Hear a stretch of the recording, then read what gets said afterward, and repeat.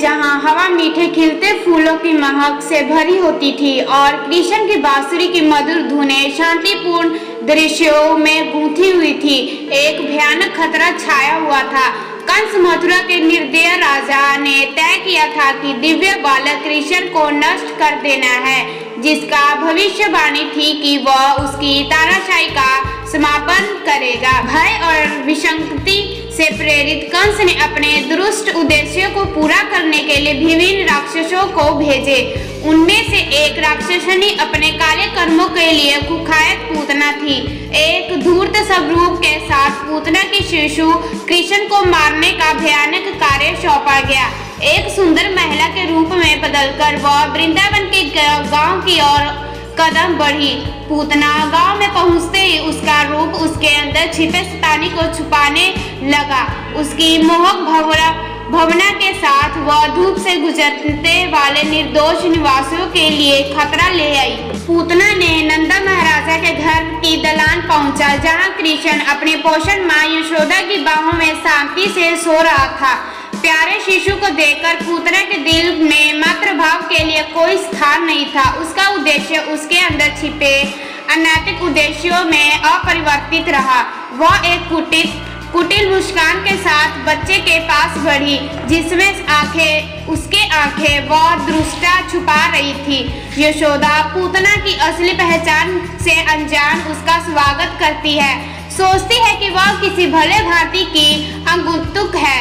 पूतना अपनी असली चेहरे को छुपाते हुए कृपया गुड़िया कृष्ण के साथ कुछ समय बिताने की इच्छा व्यक्त करती है। यशोदा पूतना के असली पहचान से अज्ञात उसे एक आदर्श अतिथि समझती है। पूतना प्रेम भावना का बहाना बनाते हुए अपनी इच्छा व्यक्त करती है कि वह शिशु कृष्ण को दूध पिलाए। यशोदा को नहीं पता था कि यह दिखावा केवल एक खराब योजना को छुपाने के लिए था। जैसे ही पूतना ने कृष्ण को अपने स्तन के पास लाकर रखा, उसने अपना असली रूप प्रकट किया। उसका सौंदर्य भयानक राक्षसनी में परिणाम हो गया, जिसमें विशालकाय पंजे और विषाक्त आवा थी। पूतना ने निर्दोष कृष्ण को अपने विषाक्त दूध से मारने का प्रयास किया। हालांकि कृष्ण की देवी स्वभाव ने उसे बहुतेतर देखा हुआ था। पूतना की छल से बचने के लिए कृष्ण ने उसके दूध को ही नहीं बल्कि उसके शरीर का प्राण भी चुरा लिया। धूर्त राक्षसनी ने अपने विनाश के द्वार तक संघर्ष किया, लेकिन कृष्ण ने उसे अपने अद्भुत शक्तिमान स्वरूप से परास्त कर दिया। पूतना की भयानक मौत के बाद उसका विशाल शरीर यशोदा के घर के बाहर गिरा। वृंदावन के निवासियों ने इस घटना की अद्वितीयता को देखा और कृष्ण के अद्भुत लीलाओं के प्रति उनकी श्रद्धांजलि अर्पित की।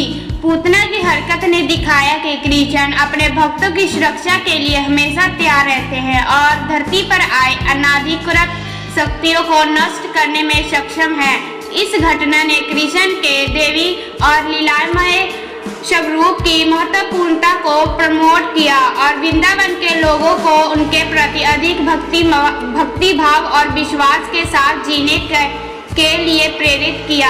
तथापि कृष्ण की देवी स्वभाव को धोखा नहीं दिया जा सकता था।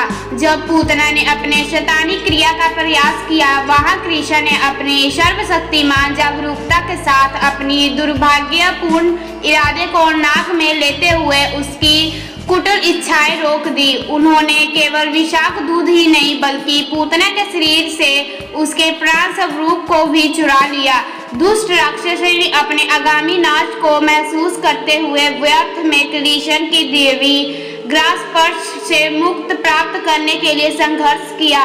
उसका राक्षसनी रूप कंप रहा था, क्योंकि उससे प्राण का अंश उससे बाहर निकला जा रहा था। वह अपने दुरुस्त कर्मों के परिणामों में अधमीरता की कड़ी में डाल रही थी। वृंदावन के निवासियों ने इस उत्कृष्टिपूर्ण घटना की चर्चा सुनते ही स्थल पर धावा बोला। उनके आश्चर्य की बात यह थी कि वह कृष्ण को सुरक्षित और स्वस्थ पाए, जबकि राक्षसी का शव पड़ा हुआ था। देवी बालक अपनी निर्दोष मासूमियत में चमकती हुई आंखों के साथ ऊपर देख रहा था, जैसे कि वह सभी को यह आश्वासन दे रहा हो कि उसे कोई क्षति नहीं हुई थी। पूतना की हत्या ने कृष्ण की देवी किस्से में एक महत्वपूर्ण शरण बना दिया। इसने केवल देवी बालक की सर्वशक्तिमानता को प्रदर्शित किया ही नहीं, बल्कि यह भी याद दिलाया कि भलाई और धर्म सदैव बुराई पर भारी पड़ते हैं। गांव वालों इस अद्वितीयता घटना को देखकर नवीन कृष्ण के प्रति आश्चर्य और श्रद्धांजलि से भरे हुए थे। कृष्ण की जीवन कथा में पूतना की हत्या ने गौरवपूर्ण स्थान प्राप्त किया और यह संदेश फैलाया कि देवी अवतार हमेशा धार्मिकता की रक्षा करने के लिए अंधकार की शक्तियों को परास्त करने के लिए आए होते हैं।